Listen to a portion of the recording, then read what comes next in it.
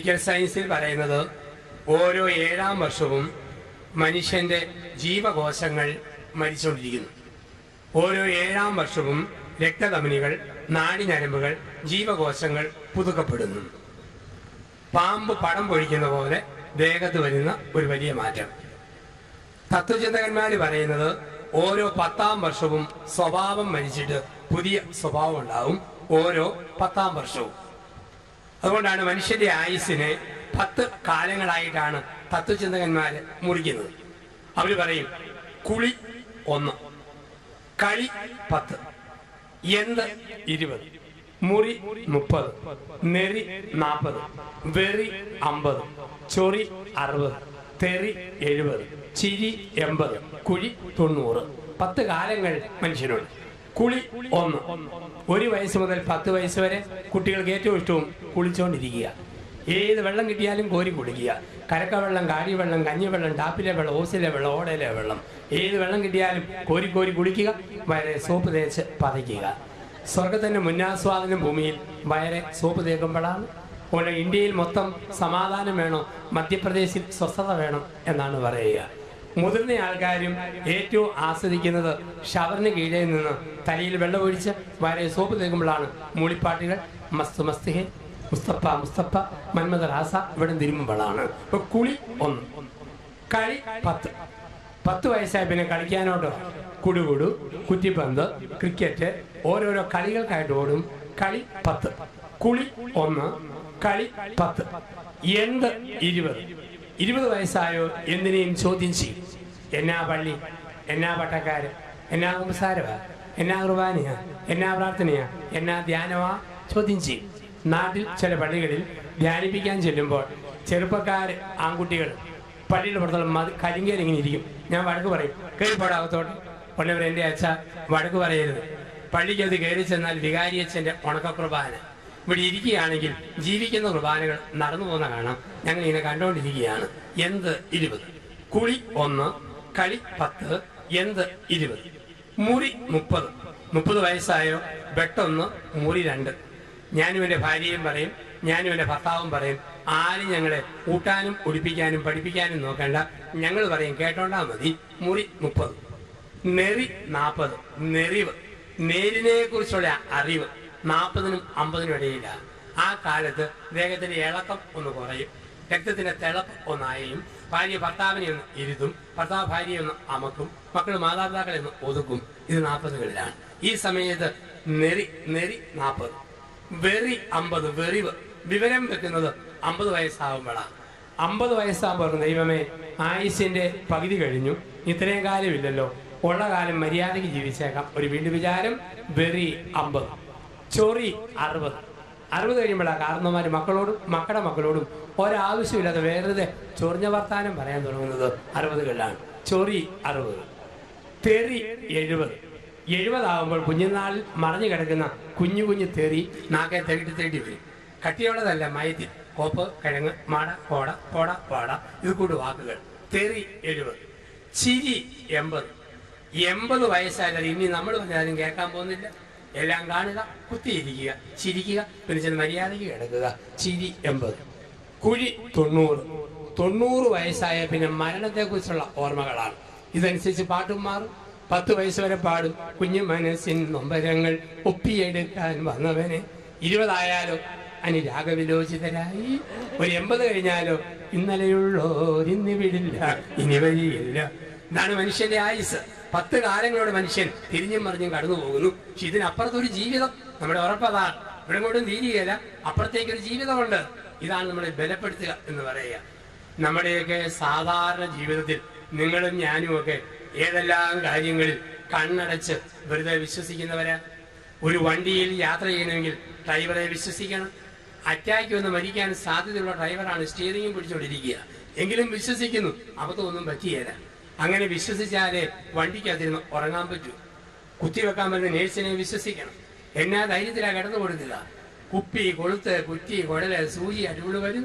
ഒരു നിമിഷം ഇവിടെങ്ങാനും അബ്നോർമലായി മാറി കുപ്പിയെങ്ങാനും ഭിത്തിയെ കുത്തി പൊട്ടിച്ച് ചില്ലെങ്ങാനും നെഞ്ചത്ത് കുത്തി കയറ്റിയാലോ ചെയ്യുകയാണ് വിശ്വാസം. ഡോക്ടറെ വിശ്വസിക്കും. ഞാൻ ഡോക്ടറോട് പറയുന്നത് എന്താ, എന്നെ ബോധം കെടുത്തിയിട്ട് ഓപ്പറേഷൻ നടത്തിക്കും. എന്നാ ധൈര്യത്തിലാ ബോധം കെടുന്നത്. ബോധം കെട്ട് കിടക്കുമ്പം ഈ ഡോക്ടർ എങ്ങാനും എന്റെ മർമ്മപ്രധാനമായ ഏതെങ്കിലും അവയവങ്ങൾ ചെത്തിപ്പറിച്ചോണ്ട് പോയാലോ? ചെയ്യുകയല്ല വിശ്വാസം. ഡോക്ടർ രോഗിയോട് പറഞ്ഞു, നട്ടല്ലേ കുത്തിവെച്ച് ബോധം കെടുത്തിയിട്ട് ഓപ്പറേഷൻ. രോഗി ചോദിച്ചു, ബോധം കെടുത്തുന്ന ഇഞ്ചക്ഷൻ എത്ര രൂപയാ? ഡോക്ടർ പറഞ്ഞു, ഇവിടെ 850 രൂപ.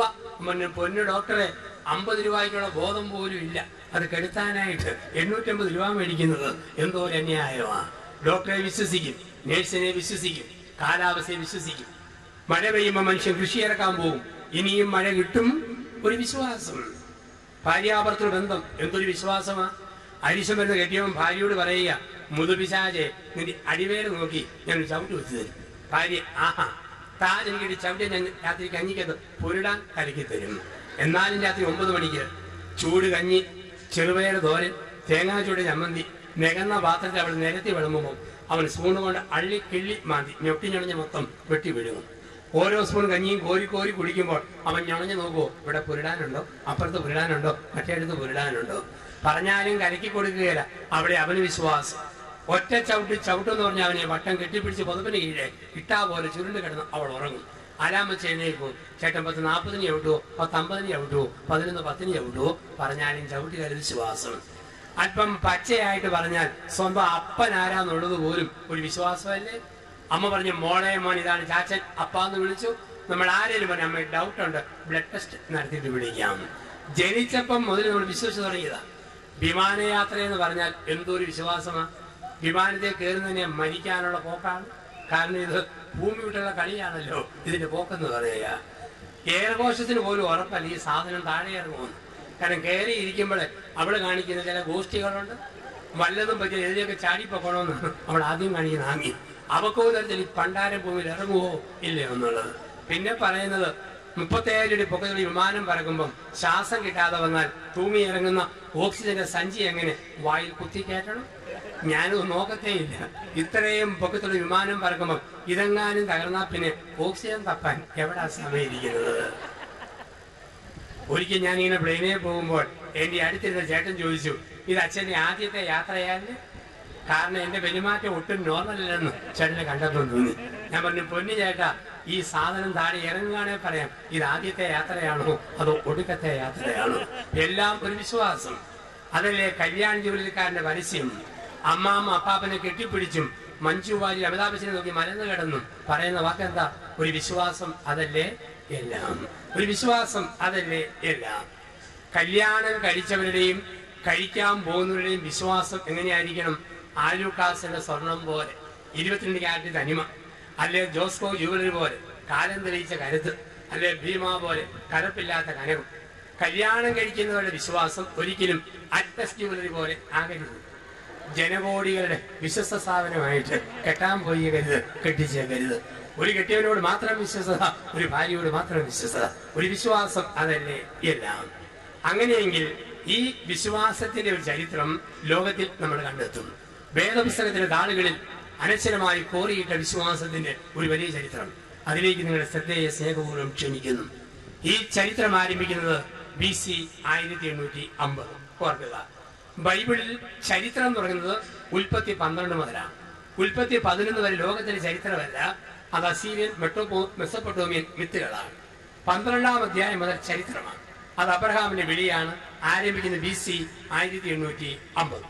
ഇന്ന് ലോകത്തിലെ ഏറ്റവും ബുദ്ധിമാന്മാർ ആരെന്ന് ചോദിച്ചാൽ യഹൂദന്മാരാണ്. ഏറ്റവും വലിയ ബിസിനസ്സുകാർ ആരെന്ന് ചോദിച്ചാൽ യഹൂദന്മാരാണ്. ഏറ്റവും സമർത്ഥരായ രാഷ്ട്രതന്ത്രജ്ഞർ യഹൂദരാണ്. ലോകത്തിലെ ഏറ്റവും വലിയ ചാരസംഘടന ഇസ്രയേലിന്റെ മൊസാദാണ്. രണ്ടാമത് അമേരിക്കയുടെ CIA. ലോകത്തിലെ വലിയ ബിസിനസ്സുകാർ ഇസ്രയേലുകാർ. ലോകത്തിൽ വലിയ വലിയ ജനതകൾ ജന്മമെടുത്തത്, വ്യക്തികൾ ജന്മമെടുത്തത് യഹൂദമതത്തിലാണ്. നിയമം തന്ന മോശ, ശാസ്ത്രജ്ഞനായ ഐൻസ്റ്റീൻ, കമ്മ്യൂണിസ്റ്റ് ആചാര്യനായ കാറൽ മാർക്സ്, രാഷ്ട്രതന്ത്രജ്ഞനായ ഹെൻറി കിസിംഗർ, ലോകരക്ഷകനായ മിശിഹ പിറന്നത് യഹൂദമതത്തിലാണ്. ഏറ്റവും അനുഗ്രഹീതമായ ഒരു മതം യഹൂദമതം. പക്ഷേ അവർക്കൊരു ശാപം എന്നുമുണ്ട്. ദൈവം അനുഗ്രഹിച്ചു, പക്ഷെ അവർ ശാപം സ്വയം വരുത്തി വെച്ചു. 2014 വർഷം മുമ്പ് പ്രധാനപ്പെട്ട പെസഹ തിരുനാളിൽ ലോകം കണ്ട നീതിമാനെ നോക്കി ഇന്നത്തെ യഹൂദന്റെ പൂർവികൻ അന്നൊരു വാക്ക് പറഞ്ഞു, ഈ നീതിമാന്റെ രക്തം ഞങ്ങളുടെ മേലും ഞങ്ങളുടെ മക്കളുടെ മേലും വീഴട്ടെ. ഇന്നും മനുഷ്യ ബോംബ്, ചാവേർപ്പട, കൂട്ടക്കുരുതി, മനുഷ്യമാംസം ചെതറും ഇസ്രയേലിൽ. അത് 2014 വർഷം മുമ്പ് യഹൂദൻ മേടിച്ചു വെച്ച ശാപം. പക്ഷേ വാഗ്ദാനം പാലിക്കുന്നവൻ, വാക്കുമാറ്റാത്തവനായ ഇസ്രയേലിന് ദൈവം പണ്ടൊരു അനുഗ്രഹം കൊടുത്തു. ആ ദൈവം പിൻവലിച്ചിട്ടില്ല. അത് ആരംഭിക്കുന്നത് BC 1850 ഉൽപ്പത്തി പുസ്തകത്തിന്റെ 12-ാം അധ്യായം. മെസ്സപ്പൊട്ടോമിയയിലെ ഊർ എന്ന സ്ഥലം. മെസ്സപ്പൊട്ടോമിയ എന്ന വാക്കിന്റെ അർത്ഥം 2 നദികളുടെ ഇടയിലുള്ള കര. ഒന്ന് യൂഫ്രട്ടീസ് നദി, 2 ടൈഗ്രീസ് നദി. അതിന് നടുവിലുള്ള കരയാണ് ആധുനിക ഇറാഖിന്റെ തലസ്ഥാനമായ ബാഗ്ദാദ്. ബാഗ്ദാദിൽ നിന്നും 200 കിലോമീറ്റർ പടിഞ്ഞാറ് 80 വയസ്സുള്ള വൃദ്ധൻ അബ്രഹാം, 70കാരി ഭാര്യ സാറ ജീവിച്ചിരുന്നു. ആടുമാടുകളും 5 ലോത്തും കുടുംബവും ഒക്കെ ഉണ്ട്. ശരി, കുഞ്ഞിക്കാല് കാണാൻ ഭാഗ്യം ലഭിച്ചിട്ടില്ല. രണ്ടുപേരും പ്രാർത്ഥിച്ചു, കുഞ്ഞിനെ തരണേ, കൊച്ചിനെ തരണേ. ഒരു ദിവസം അബ്രഹാം ഇങ്ങനെ പ്രാർത്ഥിക്കുമ്പോൾ ദൈവം അബ്രഹാമിനെ നദിയുടെ തീരം കാണിച്ചു വെച്ചു. അബ്രഹാമെ, നീ കാണുന്നത് എന്താ? അബ്രഹാം പറഞ്ഞു, കോടാനുകോടി മണത്തരികളെ, ആകാശത്തോ ലക്ഷോപലക്ഷം നക്ഷത്രങ്ങളെ. അബ്രഹാമെ, ആകാശത്തിലെ നക്ഷത്രങ്ങൾ പോലെ, കടൽ തീരത്തെ മണത്തരി പോലെ ഒരു വലിയ ജനതയെ നിന്നിൽ നിന്നും നിന്റെ ഉണങ്ങി വരണ്ട ഉദരമുള്ള ഭാര്യ സാറായിൽ നിന്നും ഞാൻ വർദ്ധിപ്പിക്കും. അബ്രഹാമിന്റെ കണ്ണു തള്ളിപ്പോയി. 80-ാം വയസ്സിൽ ഇതെങ്ങനെ ഒക്കും? ഭാര്യ സാറ വീടിന്റെ പിൻവശത്തെ ഓലവാതിൽ അമർത്തി കുലുക്കി തരുന്നു. കുലുങ്ങി ചിരിച്ചു. 70-ാം വയസ്സിൽ നക്ഷത്രം അമ്പിളി അമ്മാവൻ മണത്തരി മണ്ണാങ്കട്ട എങ്ങനെ ഉണ്ടാകാനാ? ദൈവം ചോദിച്ചു, സാറ നീ ചിരിച്ചോ? പിറ്റേന്ന് പ്രഭാതത്തിൽ അബ്രഹാം സാറാട് കൈക്ക് പിടിച്ച് യാത്ര ആരംഭിച്ചു. വർഷം 5 കഴിഞ്ഞു. അബ്രഹാമിന് 85, സാറായിക്ക് 75. പോകുന്ന വഴിക്ക് സാറ സകല പുണ്യാളന്മാരിൽ ഉത്തിനിയാ ചെല്ലുന്ന പോലെ അബ്രഹാമിനെ ചൊറിഞ്ഞുകൊണ്ടിരുന്നു. ഇന്ത്യ മനുഷ്യ, നക്ഷത്രം എവിടെ പോയി? മണത്തരി അനക്കൊന്നും കാണുന്നില്ലല്ലോ. ഒരു വേലക്കാരി പെണ്ണില്ലേ, പൊടിക്കൈ നോക്കാൻ മേലെ.